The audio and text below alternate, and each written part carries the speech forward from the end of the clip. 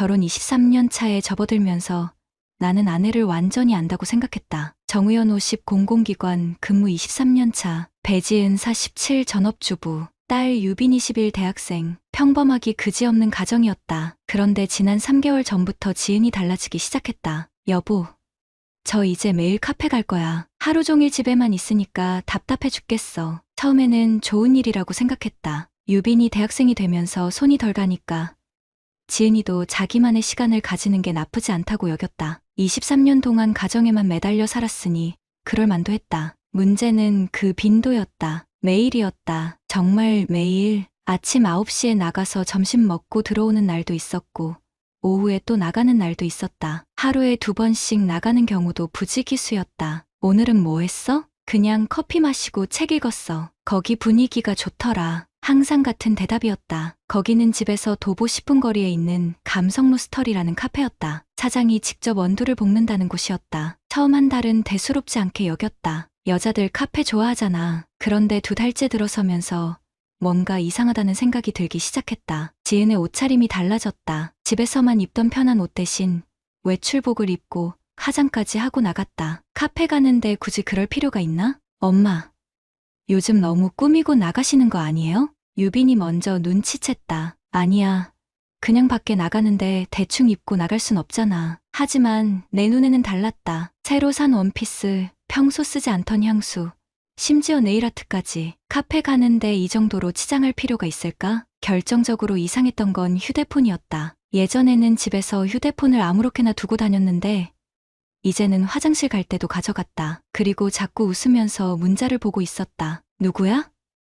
뭐가 그렇게 재미있어? 아, 유빈이 친구 엄마가 보낸 거야. 그런데 유빈이 친구 엄마치고는 너무 자주 연락이 왔다. 하루에 몇 번씩 문자 소리가 났다. 어느 날 저녁 지은이 샤워하는 사이에 탁자 위에 놓인 휴대폰에서 카카오톡 알림이 울렸다. 평소 같으면 신경 쓰지 않았을 텐데 그날은 왠지 궁금했다. 화면에 떠오른 메시지 발신자명 태우 오빠. 태우? 누구지? 그리고 왜 오빠야? 나는 급히 고개를 돌렸다. 샤워실에서 물소리가 들렸다. 아직 샤워 중이었다. 메시지 내용은 보이지 않았지만 발신자명만으로도 충분히 이상했다. 지은이 누군가를 오빠라고 부른다고? 27년을 살면서 오빠라고 부를 남자가 생겼다고? 여보, 혹시 태우라는 사람 알아? 샤워 후 지은에게 넌지시 물어봤다. 태우?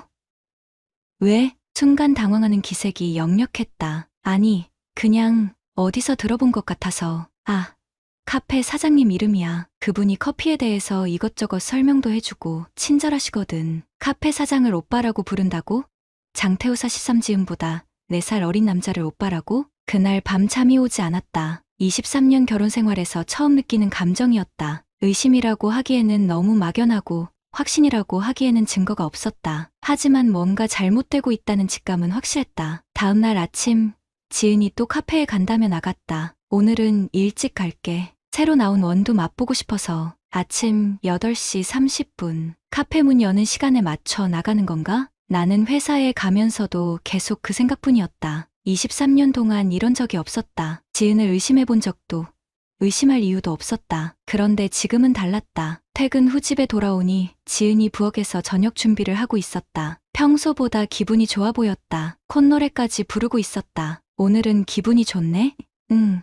날씨도 좋고 커피도 맛있었어. 커피 때문에 그렇게 기분이 좋을까? 저녁 식사 중에 유빈이 말했다. 엄마, 인스타그램에 매일 같은 카페 사진만 올리시네요. 뭐가 문제야? 아니, 그냥 매일 같은 자리에서 찍은 것 같은데. 같은 자리? 나는 유빈에게 지은의 인스타그램을 보여달라고 했다. 정말 매일 같은 카페, 같은 창가 자리에서 찍은 사진들이었다. 커피, 디저트, 책, 그리고 감상적인 글귀들. 오늘도 마음을 위로해주는 공간에서 이해해주는 사람이 있다는 건 참 소중한 일. 혼자만의 시간이 이렇게 달콤할 줄이야. 이해해주는 사람? 누가? 그날 밤 나는 결심했다. 더 이상 모른 척 할 수 없었다. 조용히. 그러나 확실하게 알아봐야겠다고. 의심이 시작되면 모든 게 다르게 보인다. 이번 주부터 나는 지은의 행동을 유심히 관찰하기 시작했다. 23년 동안 당연하게 여겼던 것들이 이제는 하나하나 의문으로 다가왔다. 목요일 저녁 카드 사용 내역을 확인했다. 온라인 뱅킹에 접속해서 지난 한 달치 결제 기록을 훑어봤다. 감성 로스터리 결제 내역이 예상보다 훨씬 많았다. 3월 15일 오전 10시 30분 8,500원, 오후 4시 20분 12,000원, 3월 16일 오전 9시 40분 7,000원, 오후 6시 15분 15,000원, 3월 17일 오전 10시 10분 9,500원, 하루에 2번씩 결제되는 날이 부지기수였다. 그것도 저녁 시간대까지. 오후 6시면 저녁 준비 시간 아닌가? 왜 그 시간에 카페에 있지? 더 이상한 건 금액이었다. 커피 한 잔에 8,500원, 디저트까지 시켜야 12,000원이 나온다. 혼자 가서 이렇게 쓸 이유가 있나? 금요일 점심시간. 나는 고등학교 동창인 오상철에게 전화를 걸었다. 상철이는 동네에서 부동산 중개업을 하고 있어서 지역 소식에 밝았다. 상철아, 우리 동네 감성 로스터리라는 카페 알아? 아, 거기? 알지. 내가 그 건물 관리도 맡고 있어. 왜? 혹시 거기 사장 어떤 사람이야? 장태호? 솔직히 말하면 좀 이상한 놈이야. 내 심장이 빨라졌다. 이상하다는 게? 기혼 여자들한테만 친절해. 특히 40대 아줌마들. 단골 만들기 위해서 일부러 그러는 것 같은데 좀 과해. 상철의 말이 계속 이어졌다. 그놈 인스타그램 한번 봐봐. 온갖 감성 글만 올려놓고 손님들이랑 찍은 사진도 많고 내가 보기엔 장사 수작이야. 그날 밤 나는 장태호의 인스타그램을 찾아봤다. Emotional Roaster 태호라는 아이디였다. 정말 상철 말이 맞았다. 오늘도 소중한 분이 찾아와 주셨습니다. 힘든 하루를 보낸 당신에게 위로가 되었기를. 진정한 커피는 사람과 사람을 이어주는 다리입니다. 온통 이런 감성팔이 글들 뿐이었다. 그런데 사진을 자세히 보니 소름이 돋았다. 지은의 뒷모습이 찍힌 사진이 있었다. 창가 자리에 앉아 커피를 마시는 여자의 실루엣. 지은이 입고 나간 옷과 똑같았다. 오늘도 반가운 분과 함께한 오후. 이 글 아래에는 하트 이모지가 달려 있었다. 다른 손님 사진에는 없던 하트가. 토요일 오후 유빈이 급하게 내 방으로 들어왔다. 아빠, 이거 좀 보세요. 유빈이 들고 있던 건 지은의 휴대폰이었다. 엄마가 샤워하시는데 문자가 계속 와서 확인했어요. 그런데 유빈의 표정이 어두웠다. 연락처에 태호 오빠라고 저장되어 있어요. 그리고 문자 내용이 나는 휴대폰을 받아들었다. 카카오톡 대화창이 열려 있었다. 태호 지은 씨, 오늘 못 오시나요? 새로운 원두 들어왔는데. 지은, 아, 오빠. 오후에 갈게요. 남편이 집에 있어서. 유유, 태호. 그럼 5시쯤에? 그때면 손님도 없을 거예요. 지은, 네, 그때 봐요. 남편이 집에 있어서? 나 때문에 못 간다는 뜻인가? 그리고 그 하트는 뭐지? 나는 대화 내역을 위로 올려서 더 확인했다. 태호, 지은 씨는 정말 특별해요. 다른 손님들과는 달라. 지은 오빠도 저한테 특별하잖아요. 태호, 남편분은 지은 씨의 진짜 모습을 모르시는 것 같아요. 지은, 맞아요. 집에서는 그냥 아줌마일 뿐이에요. 내 손이 떨렸다. 23년을 함께 산 아내가 다른 남자에게 이런 말을 하고 있었다니. 아빠, 괜찮으세요? 유빈이 걱정스런 표정으로 나를 바라봤다. 괜찮다. 하지만 전혀 괜찮지 않았다. 가슴속에서 뭔가 끓어오르고 있었다. 그날 밤 지은이 또 카페에 간다고 했다. 새로운 원두 맛보러 잠깐 다녀올게. 나는 아무 말 하지 않았다. 대신 조용히 지켜봤다. 오후 5시에 나간 지은이 7시가 넘어서야 돌아왔다. 2시간 동안 원두 맛을 봤다는 건가? 돌아온 지은의 모습이 예전과 달랐다. 화장이 번져 있었고 머리도 약간 흐트러져 있었다. 그리고 향수 냄새가 평소보다 진했다. 어땠어? 응, 좋더라. 다음에 원두 하나 사올게. 하지만 지은의 눈은 내 눈을 똑바로 보지 못했다. 그날 밤 나는 모든 걸 정리했다. 매일 카페 방문, 하루 2번 결제, 태호 오빠 저장, 친밀한 메시지, 저녁 시간 만남. 흐트러진 모습으로 귀가. 이 모든 게 우연일 수는 없었다. 23년 결혼 생활에서 나는 처음으로 확신했다. 내 아내가 바람을 피우고 있다고. 하지만 아직 결정적인 증거는 없었다. 카카오톡 메시지만으로는 부족했다. 이제 진짜로 확인해야 할 때가 왔다. 조용히. 그러나 확실하게. 이번 주부터 나는 본격적으로 움직이기 시작했다. 월요일 아침 상철에게 다시 전화를 걸었다. 상철아, 부탁이 하나 있어.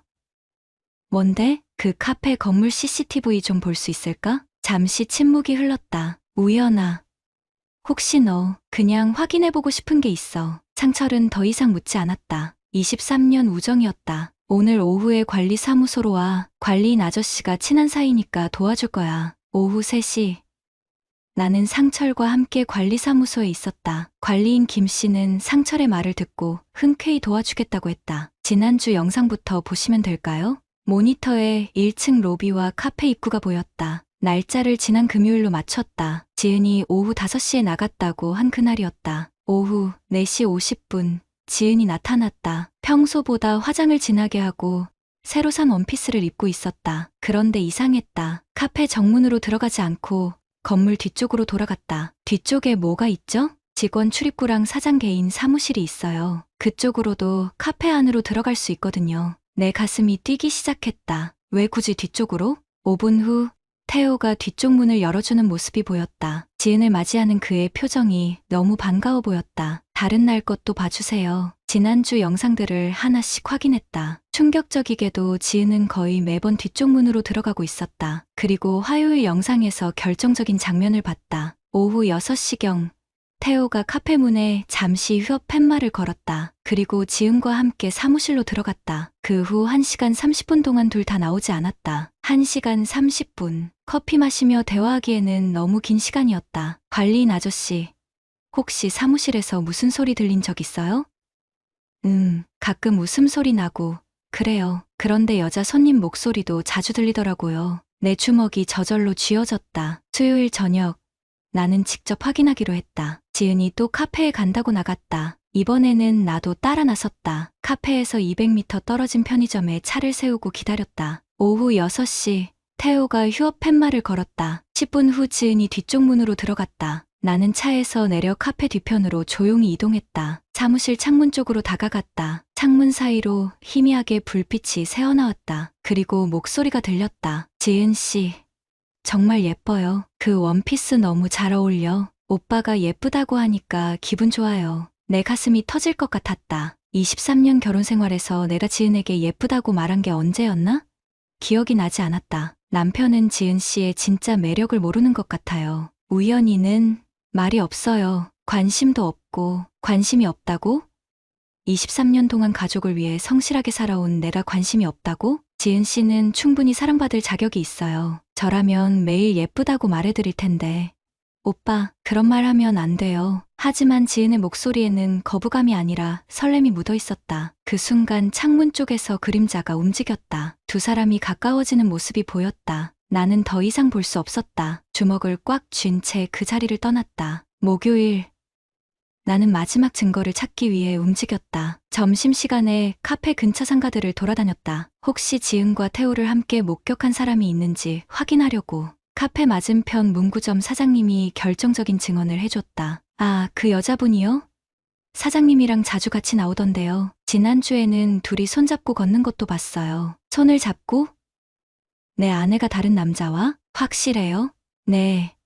제가 왜 거짓말을 해요? 그때 좀 이상하다 싶었거든요. 커플 같아 보였어요. 그날 밤 나는 인터넷을 뒤져서 결정적인 증거를 찾았다. 지은의 인스타그램에 올라온 사진 중에 커피잔이 찍힌 게 있었다. 평범한 커피잔 같았는데 자세히 보니 특별 제작된 것 같았다. 태호의 인스타그램을 확인해 보니 같은 날 비슷한 커피잔 사진이 올라와 있었다. 나는 커플 텀블러 제작 업체들을 하나씩 검색해봤다. 30분 후 한 업체의 주문 내역에서 충격적인 걸 발견했다. 주문자 장태호, 주문 내용 커플 머그컵 2개, 지은태호 각인, 주문일 3월 20일, 3월 20일. 지은이 특별히 기분 좋아했던 그날이었다. 이제 모든 퍼즐이 맞춰졌다. 매일 카페 방문, 비편 출입구 이용, 휴업시간 사무실 체류, 커플 용품 제작, 주변 상인들의 목격담. 23년 아내가 4살 어린 카페 사장과 불륜을 저지르고 있었다. 나는 PC 앞에 앉아 모든 증거를 정리했다. 사진, 영상,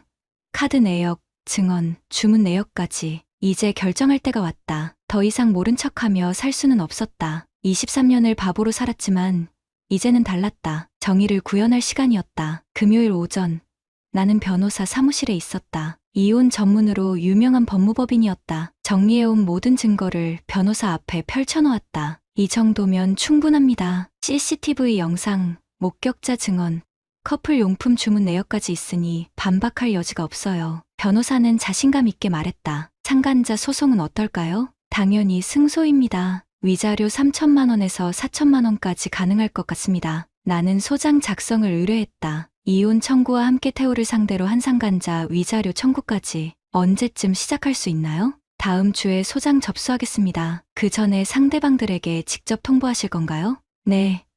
제가 직접 하겠습니다. 집으로 돌아와서 나는 마지막 준비를 했다. 모든 증거를 깔끔하게 정리해서 투명 파일에 넣었다. 그리고 변호사가 미리 작성해준 이혼 통보서도 준비했다. 토요일 오후 3시 지은이 또 카페에 간다고 나섰다. 새로운 케이크 맛보러 갔다 올게. 나는 10분 후에 따라 나섰다. 오늘이 마지막이었다. 감성 로스터리 앞에 도착했다. 평소와 다름없이 몇 명의 손님들이 앉아 있었다. 지은은 창가 자리에 앉아 태호와 대화를 나누고 있었다. 나는 카페 문을 열고 들어갔다. 종소리와 함께 지은이 고개를 돌렸다. 순간 얼굴이 새하얗게 변했다. 여보, 왜 여기? 태호도 당황한 기색이 역력했다. 카운터 뒤에서 어색하게 웃으며 인사했다. 안녕하세요. 지은 씨 남편분이시죠? 나는 대답하지 않았다. 대신 지은에게 조용히 말했다. 밖에서 얘기 좀 하자. 여기서 하면 안 돼? 밖으로 나와. 내 목소리에는 어떤 감정도 담지 않았다. 하지만 단호했다. 지은이 떨리는 손으로 가방을 들고 일어났다. 태호도 따라 나오려고 했다. 사장님도 같이 나오세요. 카페 앞 벤치에서 나는 준비해온 파일을 꺼냈다. 23년 결혼 생활이 이렇게 끝나는군. 여보, 무슨 소리야? 갑자기 왜 이래? 지은의 목소리가 떨렸다. 나는 첫 번째 사진을 꺼냈다. 지은과 태호가 카페 뒤편으로 들어가는 CCTV 캡처였다. 3월 22일 오후 6시. 뒤편 문으로 들어가서 1시간 30분 동안 나오지 않았어. 지은의 얼굴에서 모든 혈색이 사라졌다. 두 번째는 커플 머그컵 주문 내역이었다. 지은 태호, 이게 뭐야? 이건 지은이 말을 잇지 못했다. 태호가 끼어들었다. 형님, 오해가 있으신 것 같은데. 오해? 나는 처음으로 태호를 똑바로 바라봤다. 지은 씨는 정말 특별해요. 다른 손님들과는 달라. 이것도 오해인가? 태호의 얼굴이 굳어졌다. 그건 어떻게? 카카오톡 대화 내용이야. 남편분은 지은 씨의 진짜 모습을 모르시는 것 같아요. 이것도 오해지? 지은이 주저앉을 뻔했다. 여보, 미안해. 정말 미안해. 23년 동안 뭐였어? 내가 매일 새벽에 출근해서 밤늦게 들어와도 불평 한 번 안 했는데 내 목소리가 점점 낮아졌다. 가계부 관리하고 유빈이 학비 벌려고 주말에도 일했는데 그동안 넌 뭐 했어? 여보, 그게 아니야. 난 그냥 뭐? 외로웠다고? 관심 받고 싶었다고? 지은이 울기 시작했다. 나도 여자야. 나도 인정받고 싶었어. 넌 항상 바쁘고 대화도 없고. 대화가 없었다고? 나는 마지막 서류를 꺼냈다. 이혼 통보서였다. 이제 대화할 필요 없어. 이게 뭐야? 이혼 통보서야. 다음 주에 법원에 소장 접수한다. 태호가 갑자기 일어섰다. 형님, 저희가 잘못했습니다. 용서해 주세요. 용서? 나는 태호를 차갑게 바라봤다. 당신도 상간자 위자료 소송 들어갑니다. 4천만 원. 4천만 원이요? 태호의 목소리가 떨렸다. 기혼자인 걸 알면서도 유혹했으니까 법정에서 만납시다. 지은이 내 팔을 붙잡았다. 여보, 제발 한 번만 용서해줘. 다시는 안 그럴게. 나는 지은의 손을 뿌리쳤다. 23년을 바보로 살았구나. 그 말을 마지막으로 나는 자리를 떠났다. 뒤에서 지은의 울음소리가 들렸지만 돌아보지 않았다. 집에 돌아와서 유빈에게 모든 걸 말했다. 아빠, 잘하셨어요. 유빈은 단호하게 말했다. 엄마가 잘못한 거예요. 아빠는 평생 우리 가족을 위해 최선을 다하셨잖아요. 그날 밤 지은은 집에 들어오지 않았다. 아마 친정으로 갔을 것이다. 나는 처음으로 마음이 편안했다. 23년 동안 성실하게 살아온 내가 왜 이런 대접을 받아야 하는지 이해할 수 없었다. 하지만 이제는 달랐다. 잘못한 사람이 대가를 치르는 것이 정이었다. 6개월이 지났다. 법정에서 모든 것이 정리됐다. 이혼은 내 완전 승리로 끝났고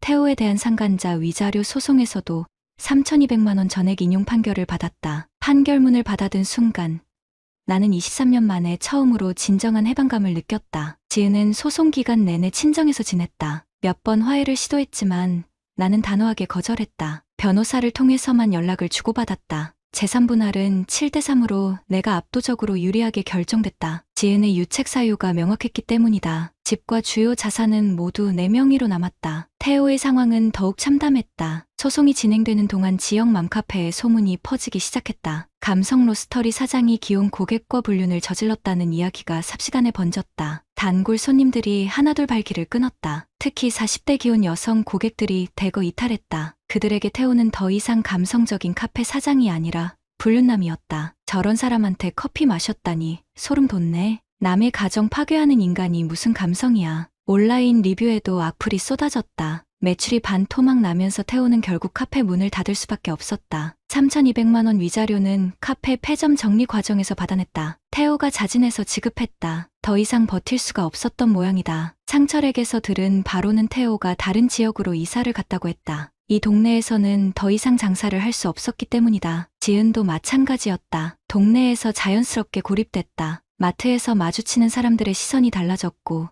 동네 부녀회 모임에서도 배제됐다. 결국 친정 근처로 완전히 이주했다. 유빈과의 관계는 단절 상태였다. 유빈은 엄마의 행동을 도저히 이해할 수 없다며 연락을 끊었다. 아빠가 평생 가족을 위해 희생하셨는데 엄마는 그걸 당연하게 여겼어요. 용서할 수 없어요. 유빈의 말에 나는 더욱 확신이 섰다. 내가 내린 결정이 옳았다고.